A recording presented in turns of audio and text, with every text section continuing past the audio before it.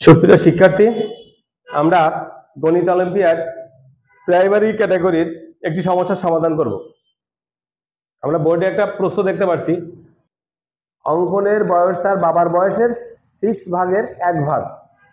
বাবার বয়সকে 2, 3, 4, 6, 8 দ্বারা ভাগ করলে প্রতিবারই 1 বছর অবশিষ্ট থাকে, কিন্তু 5 দ্বারা ভাগ করলে কিছুই অবশিষ্ট থাকে না। অঙ্কনের বয়স কত? ঠিক আছে, আচ্ছা সমস্যাটা সমাধান করি। আমরা 2, 3, 4, 6 এবং 8 দ্বারা বিভাজ্য সংখ্যাটা কিভাবে পাই বলো? 2, 3, 4, 6 এবং 8 দ্বারা বিভাজ্য সংখ্যা, হ্যাঁ, লসাগু।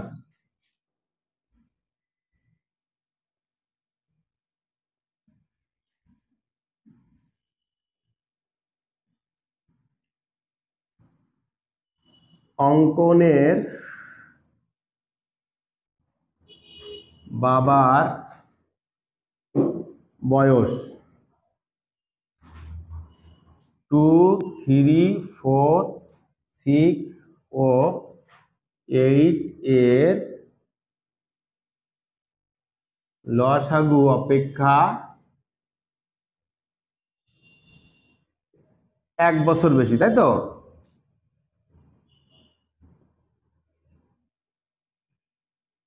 এক বছর বেশি মানে ভাগ করলে 1 অবশিষ্ট থাকবে, তাহলে 1 বছর বেশি না থাকলে তো 1 অবশিষ্ট থাকবে না। এখন আমাকে কি করতে হবে? এখন লসাগু বের করো।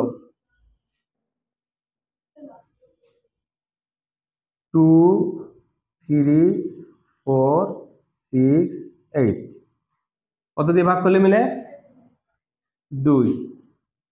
1, 3, 2, 3, 4 আবার কত দিয়ে ভাগ করলে মেলে? 1, 3, 1, 3, 2 3 দিয়ে যাবে।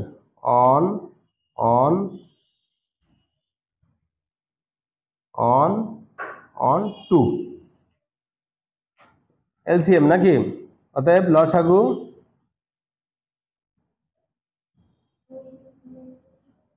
2 × 2 × 3 × 2 ইকুয়াল টু 2 দুগুণে 4, 3 4 12, 2 দুগুণে 24, 24। এখানে কি পেলাম? লসাগু, তাই না? তাহলে অঙ্কনের বাবার বয়স কত? অতএব অঙ্কনের বাবার বয়স 24 + 1 এত বছর, 25 বছর। তাহলে আমরা কি করলাম? লসাগু করে 1 যোগ করলে অঙ্কনের বাবার বয়স পেলাম। এখন বলেছে 6 ভাগের 1 ভাগ হচ্ছে অঙ্কনের, আমার তো অঙ্কনের বয়স চেয়েছে, তাহলে একে কি করবো এখন? 25 বছর 6 424 না?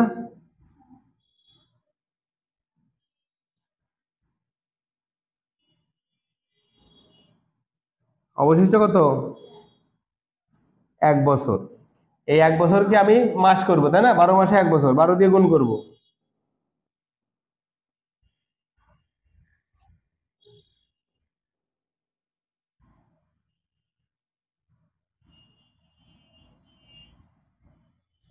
তাহলে অঙ্কনের বয়স কত? 4 বছর 2 মাস। অতএব অঙ্কনের বয়স